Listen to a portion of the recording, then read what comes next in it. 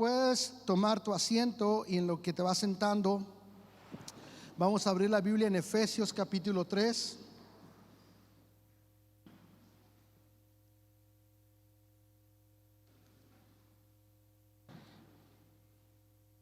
Efesios capítulo 3.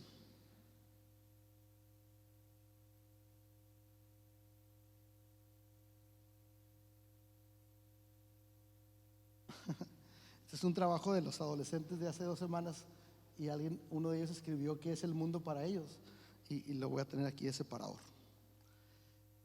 La meditación de este día le puse por nombre conocimiento experimental. Si eres de las personas que te gusta anotar, ponle ahí conocimiento experimental y ahorita nos vamos a dar cuenta por qué el nombre de conocimiento experimental.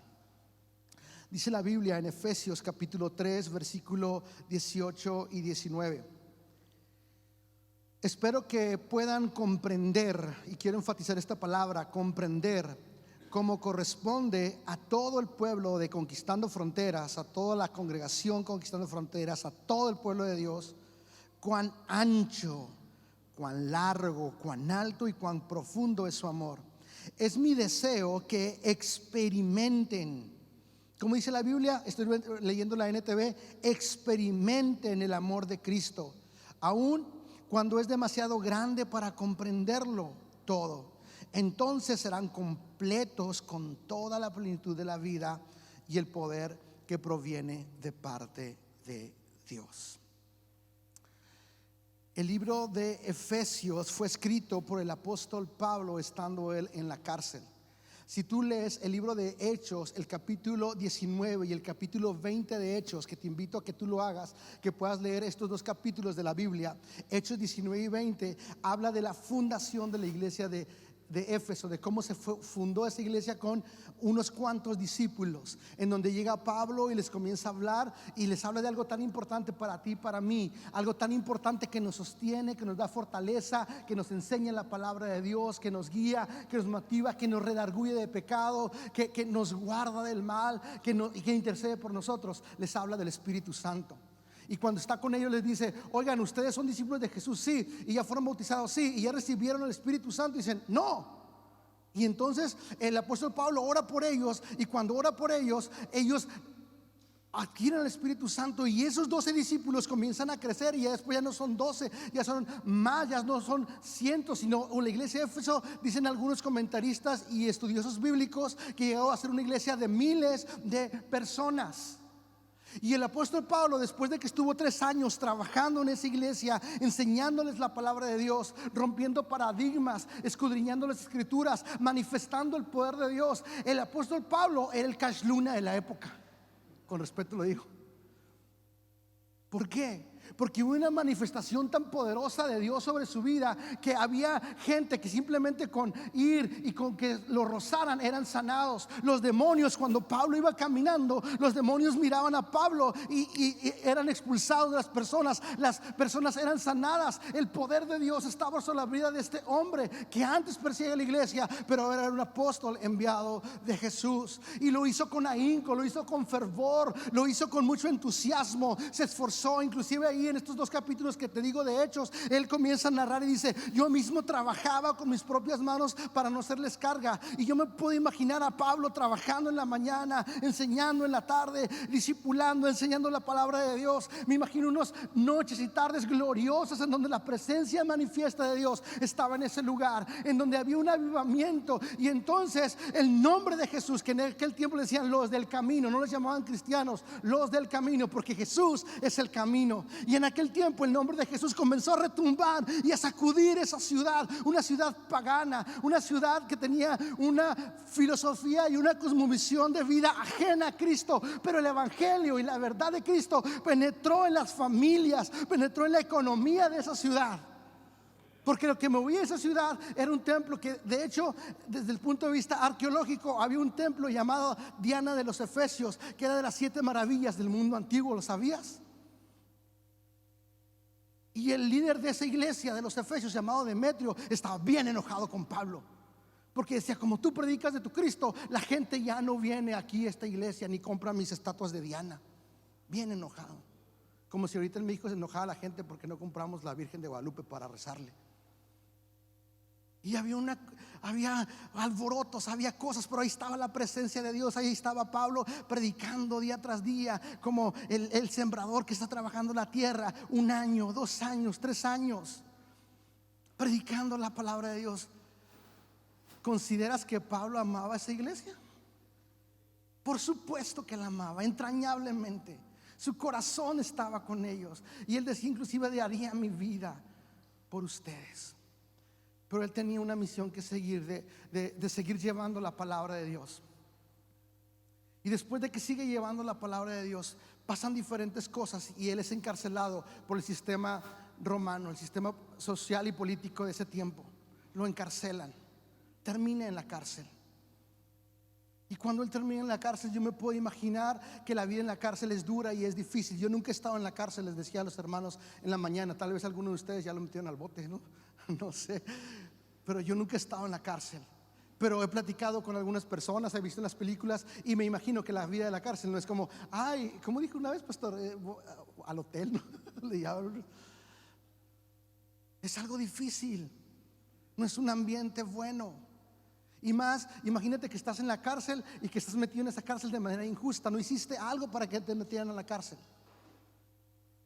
Y después de haber predicado la palabra, después de haber enseñado la palabra, después de levantar una iglesia, después de manifestar los prodigios y señales de parte de Dios, después de hablar con denuedo, él está metido en una cárcel, en un tiempo difícil, en un tiempo adverso, en un tiempo duro, en un tiempo en donde tal vez se preguntaba: ¿por qué estoy aquí? ¿Para qué estoy aquí? Pero sabes, nunca perdió el rumbo y nunca perdió el propósito de Dios, el cual le había llamado. Y una cárcel no pudo detener lo que había en la vida de Pablo. Una cárcel no pudo contener semejante poder, semejante gloria y semejante verdad sobre su vida. Y tal vez tú y yo vivimos momentos difíciles en esta época, momentos de enfermedad, momentos dificultosos en términos económicos o laborales. Tal vez tu matrimonio está pasando por una crisis muy dura, tal vez está siendo atacado por parte del enemigo. Pero el apóstol Pablo decía: somos como derrotados, pero estamos bendecidos. Estamos caídos, pero estamos levantados, porque Cristo está con nosotros.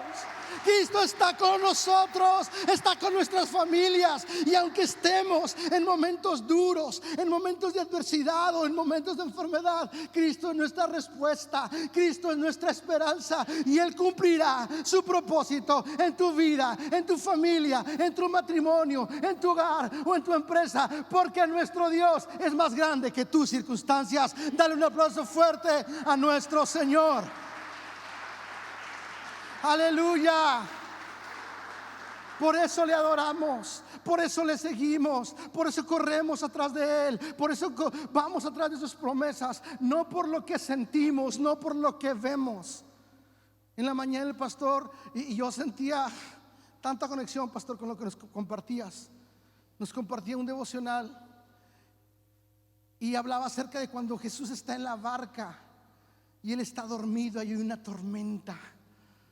¿Te acuerdas de esa parte? Está la tormenta bien fuerte, pero Jesús está en la barca. Y cuando Él se levanta, no hay viento, no hay tormenta, no hay espíritu maligno que no se doble ante la presencia y la autoridad de nuestro Señor Jesús. Y Jesús está en nuestra barca. Aunque haya momentos de dificultad, aunque sean momentos duros, el Señor está con nosotros. Y por años la iglesia de Cristo ha pasado por momentos duros de dificultad y siempre ha prevalecido. Por eso Jesús dice, cuando la primera vez que habló de su iglesia en el libro de Mateo capítulo 16 versículo 18, la primera vez que Jesús pronuncia la palabra iglesia, le dice: Pedro, las puertas del infierno no prevalecerán en contra de mi iglesia. Somos su iglesia, hermano, somos su iglesia. Así que ponte contento, está feliz. No somos parte de un club social, no somos parte de una élite social, no somos parte de un grupo selecto de personas terrenalmente. Somos la manifestación del plan glorioso de salvación de vida. Somos la iglesia de Cristo. Somos la iglesia de Cristo, amén. Y es el contexto en el que Pablo está escribiendo esta carta a los Efesios. En el versículo 14 del mismo capítulo 3 dice: cuando pienso en todo esto, está hablando el apóstol Pablo, y en el capítulo 1 comienza a hablar de cómo Dios los escogió, cómo Dios nos escogió a nosotros. Una carta que se escribió hace alrededor de 2000 años y que sigue vibrando por las verdades espirituales y las verdades eternas que siguen sembrando el alma. El libro de Efesios, léelo completo en tu casa, escudriñalo, pide al Espíritu Santo que te enseñe. En el capítulo 1 él les comienza a decir: Dios nos escogió desde antes de la predestinación del mundo, nos alumbró con su luz, nos dio de él. En el capítulo 2 nos dice que estábamos muertos en delitos, en los pecados, pero por su gracia él nos levantó de la muerte, la condenación eterna que te tocaba a ti y que me tocaba a mí. Entonces, después de todo esto, en el versículo 14 de todo lo que ya mencionó, Pablo dice, 3:14: cuando pienso en todo esto, caigo de rodillas y elevo una oración al Padre. Él comienza a orar por la iglesia de Éfeso, y yo puedo imaginarme, y no sé si tú puedas cerrar tus ojos, inclusive pintar este cuadro en tu mente, como Pablo está ahí escribiendo la carta, y él tenía un grupo de colaboradores que estaban con él, siempre ayudándole, siempre fortaleciéndole, dispuestos a ayudarle, unos escuderos que él siempre tenía. Y tal vez estaba con las personas que su equipo de colaboradores en esa cárcel. Y entonces él dice: caigo de rodillas. ¿Alguien ha sentido eso? Yo lo he sentido. ¿Alguien ha sentido a veces una necesidad tan grande de arrodillarte delante de Dios? A veces por el peso de tu pecado, por el peso de tu problema, por el peso de tu circunstancia. Pero viene el Espíritu Santo y trata con tu corazón, y el peso de la gloria de Dios está sobre ti, y lo único que puedes hacer es arrodillarte ante esa majestad de Dios. ¿Alguien ha sentido eso? Que nadie te dice, sino que simplemente te arrodillas. Yo recuerdo en una reunión, no sé si estabas tú, Elma, ya hace muchos años. Era una reunión de domingo, y estaba la presencia de Dios, el Espíritu Santo, y comenzó a llegar la gente como un domingo en una iglesia local, y comienzan a llegar las personas.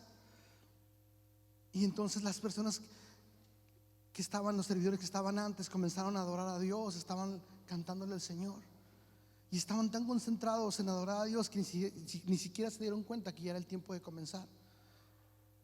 Y con una solemnidad y reverencia, las personas que iban llegando entraban y percibían ese ambiente del Espíritu Santo, y llegaban muchos a arrodillarse, muchos simplemente a adorar. Y no había un piano, no había yo estaba ahí, no me lo contaron, experimental. Yo lo vi, yo lo viví, yo lo experimenté. No había alguien que le dijera: vamos a cantar, vamos, levanta tus manos. No había música tenue que te motivara en tus emociones. Y todo eso está bien, nos ayuda, está perfecto. No estoy criticando eso. Pero lo que yo te estoy diciendo es que el Espíritu Santo y su presencia en nosotros, a través de nosotros, produce esa humillación, esa postración. Y entonces el apóstol Pablo está humillado delante de Dios y postrado, porque había un peso muy profundo en su corazón y en su mente. ¿Y sabes cuál era ese peso? Que la iglesia de Éfeso, que sabía que iban a venir problemas como tal vez estamos viviendo nosotros, sabía que iban a venir lobos rapaces, sabía que iba a haber filosofías, dicen una parte huecas, filosofías que querían tambalear el pensamiento de Cristo, que el espíritu del anticristo se iba a levantar. Entonces él se arrodilla y dice: oro por ustedes, Efesios, oro por ustedes. Estoy orando, pero como cuando tú oras con desesperación, como cuando tú no tienes chamba. Y desafortunadamente a veces son nuestras oraciones más intensas por cosas materiales, o que se van a romper, se van a corromper aquí en la tierra. Porque si yo oro por un carro y le digo: Señor, dame mi carro, ese carro se va a quedar aquí. O por mi ropa, o por mi casa. Pero el apóstol Pablo estaba orando intencionalmente, energéticamente, intensamente, por un aspecto para la vida de la iglesia de Éfeso. ¿Y sabes qué estaba pidiendo? Comprensión. Que comprendan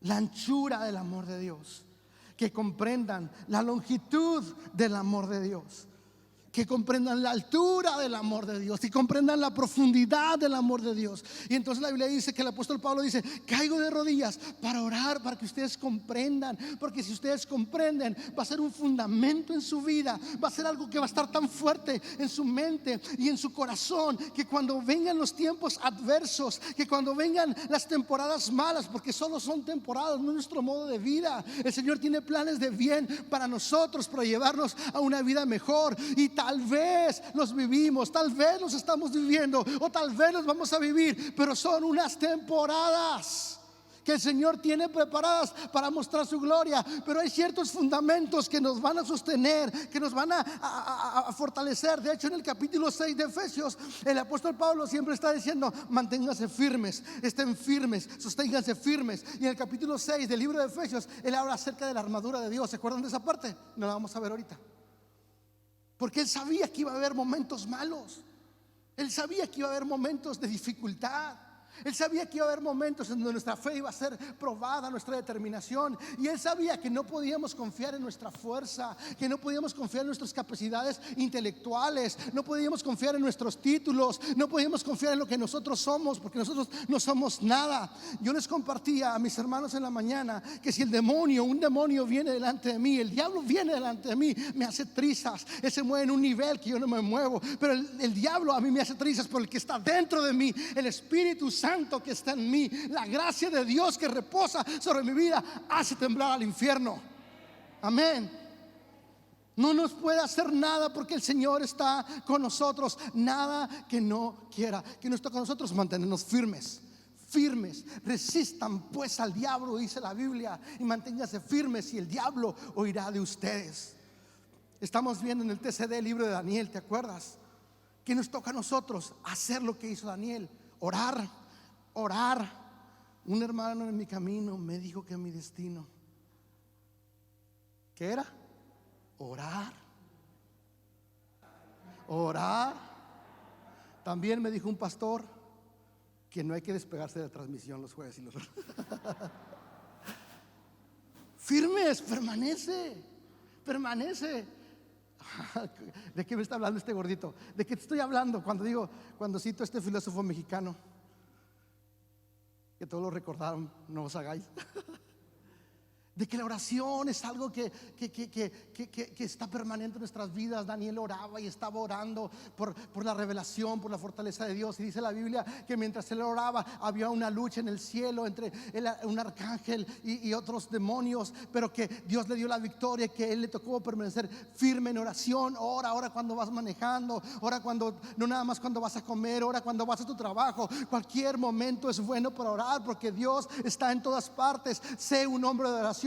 De hecho, el apóstol Pablo, en sus consejos a las iglesias, dice: siempre estar orando, orar sin cesar. Estamos en un fundamento. El apóstol Pablo dice: necesito poner un fundamento para la iglesia de Éfeso. Y tú y yo necesitamos este fundamento: la comprensión del amor de Dios en nuestras vidas. Y hay conocimiento que nosotros tenemos de manera teórica, pero no de manera práctica. Que lo conocemos teóricamente, pero no lo conocemos en la practicidad. Recuerdo que cuando estudié,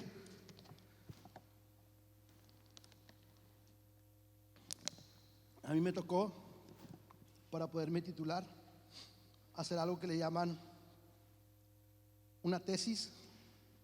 Y haces una, no sé si a alguien le tocó eso, a mí me tocó así. Ahorita ya nomás creo que hacen examen Ceneval ahora para titularse, ya no hacen tesis como antes. Bueno, el punto es de que yo hice una tesis cuando me titulé, y yo tenía que escribir una tesis acerca de educación, que es mi campo laboral. Y ya que la escribes, tienes a 3 sinodales, y desde esos 3 sinodales ellos te están preguntando: ¿y en qué basas tu teoría educativa esto? ¿Y por dónde sacaste esto? Y tú tienes que empaparte de todo lo que es tu carrera, porque ellos es tu examen profesional para saber si todo lo que estudiaste esos 4 años te lo aprendiste teóricamente. y tienes 3 personas, estás tú solo y tienes 3 que te están preguntando acerca en este caso mis temas, que era el tema educativo y me decían, oye, ¿y qué dice tal pedagogo y la corriente pedagógica de esto y que los estadios de los niños y por allá y en qué basas y a ver y cómo le vas a enseñar a un niño a aprender a leer, bajo qué teoría? Y yo cuando no sabía una respuesta, me acuerdo muy bien que tenía una jarrona de agua y me la tomaba lento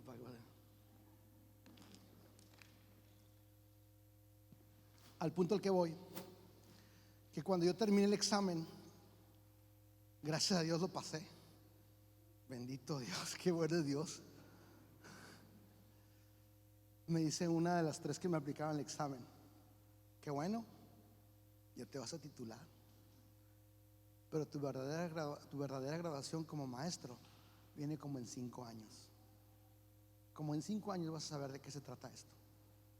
Y yo, ay, tanto tiempo. Y me di cuenta que la teoría a veces está muy lejos de la práctica, que podemos conocer cosas de manera teórica, de manera mental y vislumbrarlo, pero que la comprensión de algo y cuando tú adquieres un conocimiento, no hay nada como cuando tú lo pones en práctica, cuando ya estás ejecutando ese conocimiento y te enfrentas a cosas que no estaban escritas en los libros.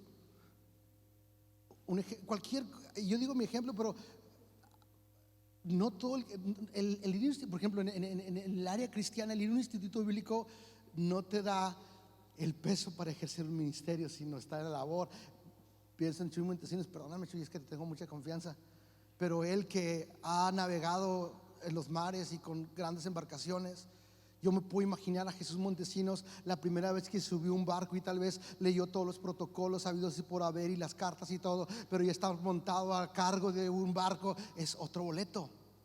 Y el apóstol Pablo les dice: quiero que comprendan y que experimenten el amor de Dios, porque este fundamento les va a ayudar. No quiero que lo conozcan de manera teórica, que escuchen de que Dios es bueno, que escuchen que Dios hace cosas bonitas, que escuchen que Jesús es vida. Necesito que ustedes lo experimenten, que conozcan el peso del amor de Dios sobre sus vidas, porque cuando vengan esos momentos de dificultad, porque por ejemplo en el capítulo 6 que te habla de la armadura, cuando ustedes vayan a agarrar la armadura, tienen que estar tan fortalecidos, tan firmes, para que esa armadura funcione. Entonces el capítulo 3, necesito y oro de rodillas que comprendan. Y comienza con la primera palabra, que comprendan la anchura del amor de Dios.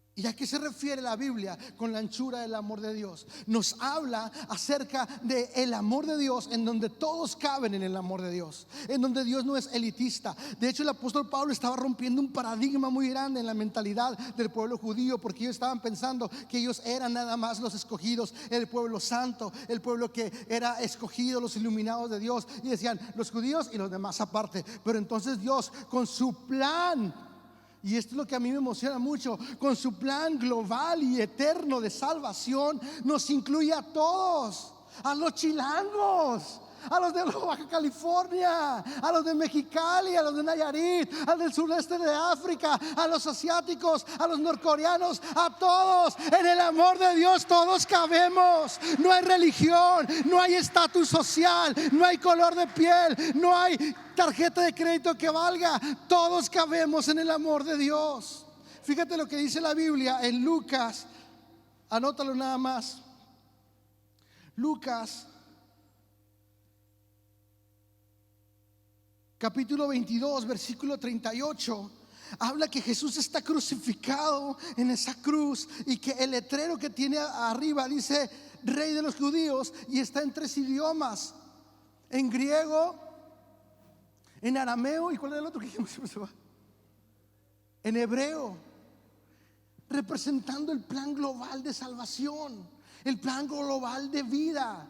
Ahorita en estos últimos años, hace unas décadas atrás comenzó la onda de la globalización y todos estamos interconectados. Dios ya tenía un plan global de salvación. Y sabes, ese glorioso plan de salvación, y te digo que a mí me emociona, lee el libro de Efesios. A mí me emociona, me entusiasma, y yo puedo imaginarme al diablo, que el Señor lo reprenda, queriendo destruir el mover de Dios, queriendo destruir el plan de Dios. Y me puedo imaginar al diablo y a todos los principales y todas las potestades estando como bien contentos, porque ven a Cristo Jesús clavado, porque ven su sangre derramada, y cuando ven que muere dicen: ya ganamos, ya le armamos, ya le hicimos. Pero no sabía que era el comienzo de algo glorioso, de algo poderoso, algo que no se había mencionado, que lo tenían en secreto, que era la jugada maestra de Dios: su iglesia, tú y yo, su iglesia. Porque Él vino a la cruz, murió y resucitó, y salió sangre y salió agua, somos su iglesia.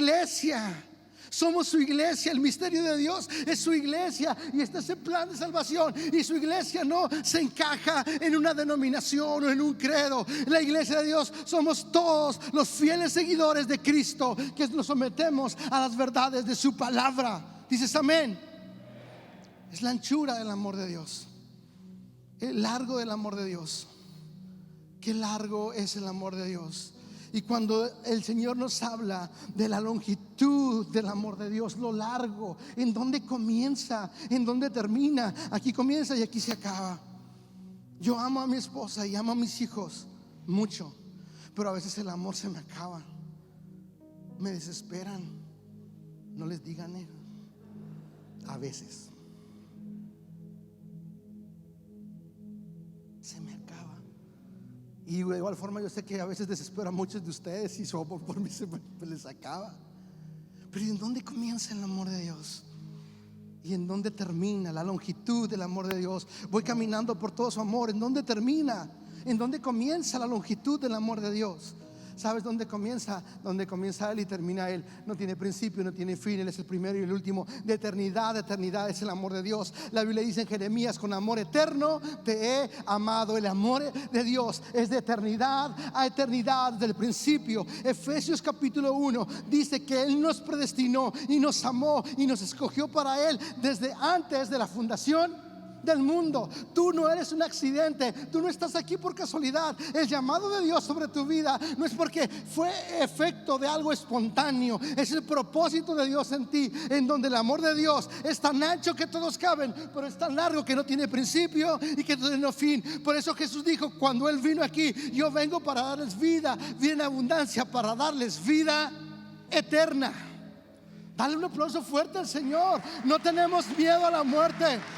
No tenemos miedo a la muerte, porque lo que hoy estamos aquí, los 60 años, los 70, los 42, los 20, los 80 años, es el calentamiento de lo que viene allá en el cielo, de lo que Dios prometió, las calles de oro, el mar de cristal, donde será enjugada toda lágrima. El plan redentor de Dios es eterno.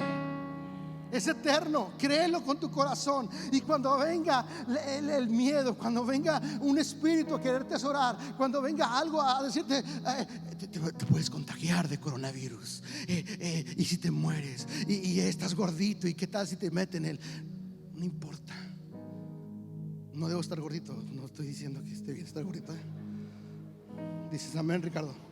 Gloria a Dios. Pero al punto que voy, iglesia, es el siguiente: cuando venga la adversidad, cuando venga esta situación que nos quiere mover, que quiere desestabilizarnos emocionalmente y espiritualmente, recordemos que el amor de Dios en nuestras vidas es eterno. Es eterno. Sigue diciendo la Biblia: qué tan ancho, qué tan largo y qué tan alto. En el capítulo 1, en el versículo 3, dice que Él nos llevó a lugares celestiales. La Biblia dice en Corintios que cosas que ojo no ha visto, ni oído escuchado, son las que Dios tiene preparado para los que le aman. Lo que Dios nos está ofertando, familia, es el cielo. La oferta de Dios no es un estatus económico, social, no es dinero, no es un carro. La oferta de Dios para tu vida, cuando te dice ven y sígueme, es porque nos está ofertando el cielo. El amor de Dios es tan alto que nos quiere llevar al cielo. La Biblia dice en el libro de Primera de Juan que Jesús está a la diestra del Padre intercediendo por nosotros, y que ahí vamos a ir al cielo. Esa es nuestra esperanza. Por eso vivimos, como dice la canción, con los pies en la tierra, pero con el corazón en el cielo. El problema que yo tengo, que a veces mis pies están en la tierra, pero mi corazón también. ¡Pum! Ese es el problema que yo tengo. Y me aferro a las cosas terrenales y se me olvida que mi ciudadanía es celestial, que este tiempo es efímero, que lo que yo pueda disfrutar es efímero, que lo que yo pueda tener está muy padre. Está muy padre tomarle la mano a mi esposa, está muy chido ver dormir a mis hijos, está padre ver un atardecer de Ensenada, está chido ir a la bufadora, está muy bien ir al buffet de la comida china cuando se podía. Pero nada de eso se va a comparar con lo que Dios te está ofreciendo, con lo que Dios te está ofreciendo a ti, a tu familia, a tus hijos, a tus generaciones. El Señor nos está ofreciendo el cielo. Así es la altura de su amor. Capítulo 2 de Efesios dice, y vamos al último punto, que Él nos rescató de la muerte cuando estábamos perdidos en nuestros delitos y pecados.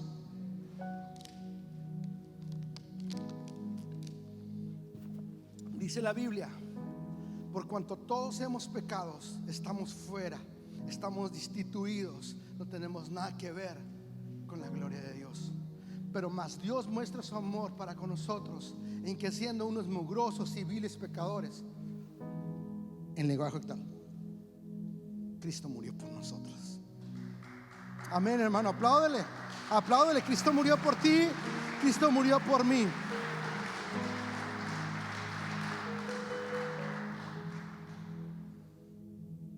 Y estoy totalmente seguro que nos iríamos de espaldas si pudiéramos ver todo el cochambre de nuestro pecado, de nuestra vida pasada. ¿Te acuerdas del dicho que dice que todos tienen cola que le pisen, verdad? Y si nuestro pecado fuera como esa cola que nos pisaran, algunos tendríamos una cola que saldría de aquí, mi cola saldría de aquí, iría a la esquina, se vería la casa de Valerio, llegaría a la playa y se metería en el profundo del mar. De todo lo que tú me puedes señalar a mí por mi pecado, de todo lo que el diablo me señala y dice: pecador. Pero Cristo con su obra de la cruz vino a cortarme la cola de pecado, vino a perdonarme, vino a redimirme. Lo que a ti te espera y lo que a mí me espera sin Cristo es la muerte. Pero Él, en la profundidad de su amor, Él murió en una cruz y estuvo 3 días yendo a los abismos, dijo el apóstol Pablo, a la profundidad. Y en el libro de Colosenses dice que Él venció la muerte, que sorbida es la muerte, que no tiene autoridad sobre nosotros. Estábamos muertos, merecíamos la condenación eterna, pero la profundidad del amor de Dios es que me rescata de la muerte, es que me saca de la muerte, es que me saca del pecado. La profundidad del amor de Dios es que Él se muestra cuando todos me pueden señalar, cuando todos me pueden criticar, cuando el diablo me puede escupir. Él mete sus manos santas y gloriosas sobre un lodo de pecado y de maldad y me agarra del pecho y me saca y me dice: eres mi hijo, morí por ti, te amo, y me abraza. Y soy como el hijo pródigo que andaba comiendo con puercos y que recuerda que hay un lugar en la casa del Padre. Y digo: el que estaba muerto, dice el Padre, ahora está vivo. El que estaba perdido, ahora lo he encontrado. Y sin importar lo mugroso que estoy, sin importar mi pecado que está por todo mí, Él me abraza, me besa, me da un anillo y me lleva a los lugares celestiales. Es la profundidad del amor de Dios. Y por eso la gente dice: los cristianos están locos, les patina el coco, como ese asesino, como ese pecador, como ese adúltero, como ese drogadicto, como ese gordo. Pueden decir que son hijos de Dios. Somos hijos de Dios por su gracia.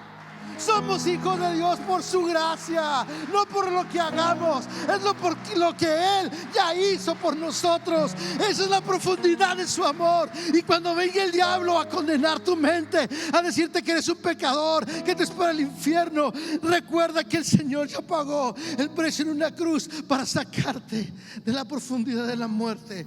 Él bajó hasta abajo. Esa es la profundidad del amor de Dios. Y está poderoso, bro. Está poderoso. Y aquí hay tantos testimonios vivientes de cómo el Señor nos ha rescatado. Yo no sé si vengan los momentos adversos dentro de un mes, dentro de 5 días, yo no lo sé. Yo no sé si los estás pasando, pero recuerda que ante la adversidad tu cimiento es Cristo, que la anchura de su amor donde tú cabes, que la altura de su amor te da esperanza, que la longitud de su amor es tu refugio, que la profundidad de su amor es tu ayuda. Y hoy podemos decir al Señor: escóndenos en Cristo, en Dios. Escóndenos en Cristo. Yo no sé lo que vayas a pasar, no sé lo que estés pasando, pero lo que yo sí sé es la verdad del amor de Dios.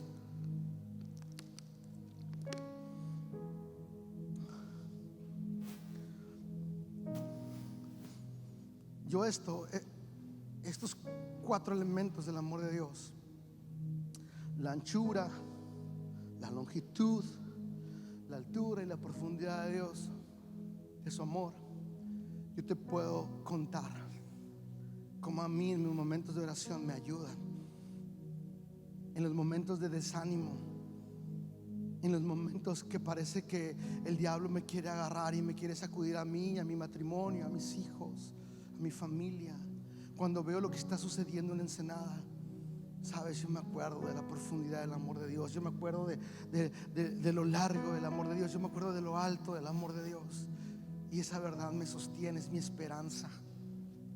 Y es lo que yo te vengo a decir de parte de Dios: experimenta, porque eso yo lo he experimentado. Yo te puedo contar lo que yo he vivido de parte de Dios, lo que yo experimento. No nomás vengo a gritar como loco, te vengo a contar lo que Dios hace en la vida del ser humano. Pero es algo que tú debes experimentar en vida propia. Es la oferta de Dios para ti, para niños, para jóvenes, para adultos, para hombres, para mujeres, el experimentar el amor de Dios. Y es de lo que anunciamos y es de lo que hablamos. Y ahora este tiempo que vamos a estar en casa es lo que nos va a mover, lo que nos va a motivar. El amor de Dios, lo que nos va a sostener, es lo que vamos a predicar, es lo que vamos a proyectar, es lo que vamos a hablar. Y tal vez va a haber momentos difíciles, los va a haber económicamente, emocionalmente, espiritualmente. La Biblia dice que el diablo nos está acechando, pero está derrotado. El Señor está con nosotros. Y aunque tengamos momentos de dificultad, aunque tengamos momentos de dolor, momentos difíciles, la Biblia dice en un salmo que en la noche viene la tristeza, pero que en la mañana viene la presencia de Dios, la esperanza, la salvación. No se tardará el que guarda a Israel. Él es mi esperanza y mi refugio. Alzaré mis ojos a los montes, ¿de dónde vendrá mi socorro? Mi socorro viene de Jehová, el que hizo los cielos y la tierra, el que envió a Jesús para amarme a mí. Él es nuestro refugio y nuestra esperanza. Dale un aplauso fuerte a Jesús con todo tu corazón.